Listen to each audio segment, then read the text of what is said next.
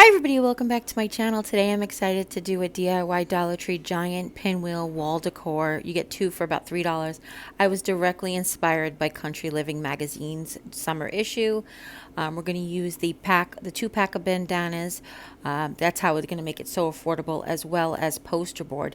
This is a 5-pack of poster board that may not be big enough, but you can get big pieces of poster board are 2 for $1. They come in white and red and blue, all different things.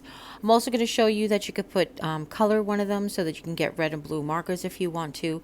We're going to do one with Mod Podge. This is the matte Mod Podge and foam brush from the Dollar Tree.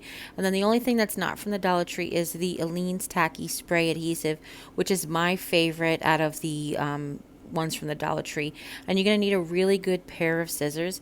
The other thing that I didn't take a picture of is 2 push pins and then a popsicle sticks or a Jenga block. And I'll just show you what I mean by that. You can use one or all, both or the other, and then a piece of string to hang it. So basically what we're going to do is you're going to take a piece of poster board and you're going to fold it into a square. So this is the size that comes out of the pack. If you saw in the thumbnail, I made one really large one and one just a little bit smaller. So that's what I'm going to do with this one. Now I could have opted to put the red on the back, so the pinwheel would have been blue bandana on one side, red shiny on the other, but I didn't really want the shiny look, so I'm going to go ahead and stick the Mod Podge down, the shiny side down. So it's going to be white on one side and blue on the other. So what I basically did was I spread the Mod Podge all over the paper. I laid my bandana down, tried to center it the best I could. It actually didn't come out perfectly centered, but it does not make a difference. When you look at the actual pinwheel, you cannot tell that it's off-centered at all because of the way we fold it. All right, and then you just want to go ahead and put a nice coat of Mod Podge on the front. You want to make sure you get it over the edges so that they dry nice and stiff. And you really just want this bandana to adhere to this paper backing.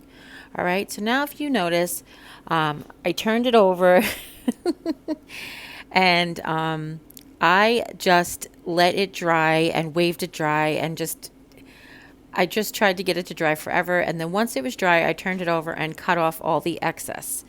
Okay. And then what I'm going to do is I'm going to show you how you determine your basically where you cut. So on the back, you don't have to draw lines like this. Use pencil. I'm doing it for you guys on camera. But what I did was I did from corner to corner, and then I took a mason jar lid to draw a circle in the middle. And then what you want to do is you want to cut from the corner to the circle. You want to make sure you leave the circle of cardboard totally solid.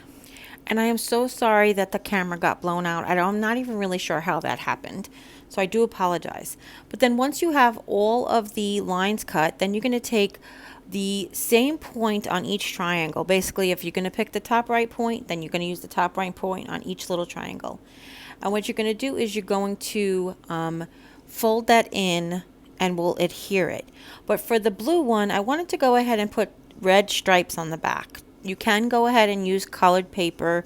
They sell lots of pretty notebook papers at the craft stores, and you can probably find some pretty paper at other places. But what I'm doing here is like a faux ticking. I'm basically taking that fat marker and I'm doing a skinny line and moving about 1/4 of an inch over and making a double line and then 1/4 of an inch over and a skinny line and repeating that.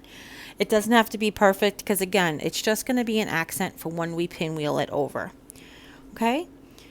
And like I said, we are going to use just push pins. These are not the flat thumbtacks. These are the kind with like you can get your fingers on. The Dollar Tree does sell little round ones, which would be perfect. But basically all you're going to do is take the same point of each part of the triangle. Like I said, so you have 4 triangles there. And I'm measuring in about 1 inch from the actual point, and I'm putting the push pin in there, and then I'm working my way around, pulling that same one corner. So if you pick your upper right hand corner on that, every triangle you turn it, you pick the upper right hand corner on that triangle and you stick it in your push pin.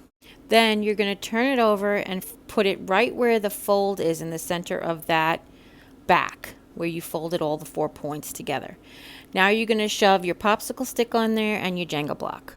Now, I didn't feel the need to use a hammer, but I will show you on the second one that we will use a hammer if you need it.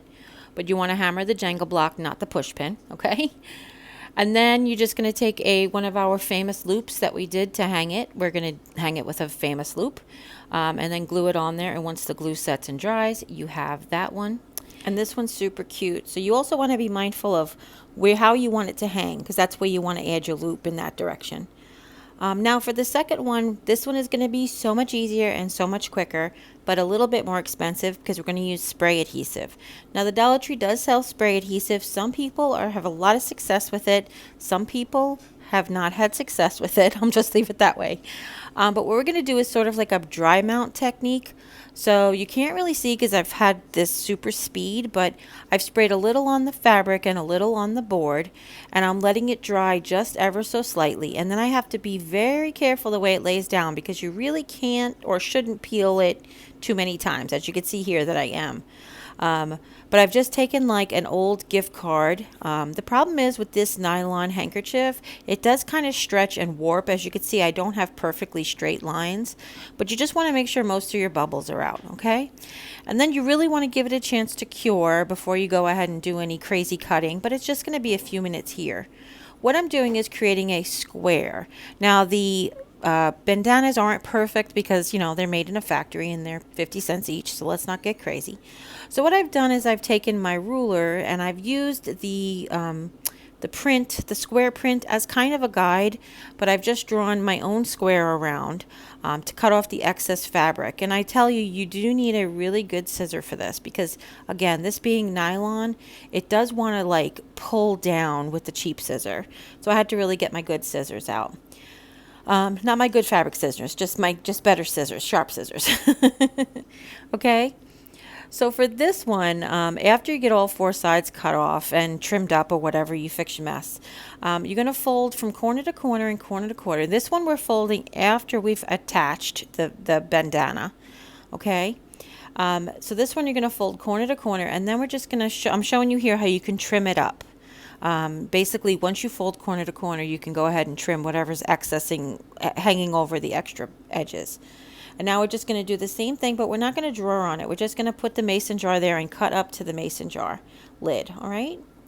And for this one, I'm going to show you both. I'm going to first show you with the white on the inside and the red on the outside.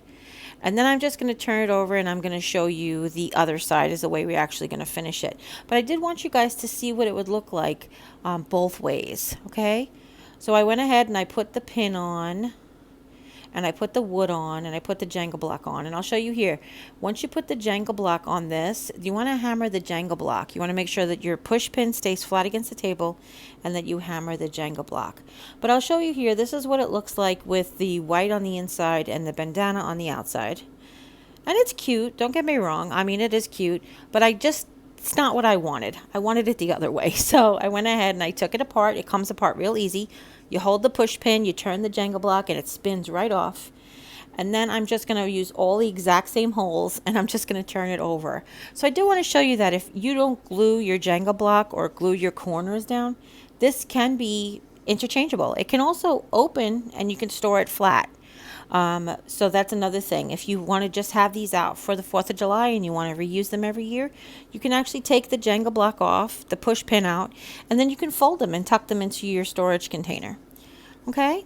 So now we're just going to repeat the same thing that we did on the first one. We're going to glue our hanger on. Now both of these hangers I glued for some reason in the same direction. So, but I was able to adjust the pinwheel a little bit because my walls have a little bit of textured paint on them, and it held in place. But you go ahead and try yours, and that's it. Here they are. I absolutely love this. I love this DIY. Oh my gosh, I'm just over the moon. So if you guys like it, hopefully you do give it a thumbs up. If you have any questions at all, please go ahead and leave them in the comments down below. Don't forget to share this video with friends and family. Anybody you know might be interested in making one or all of these for the 4th of July or Americana or for birthday parties or whatever. And as always, you take care, God bless, and we'll see you next time. Bye!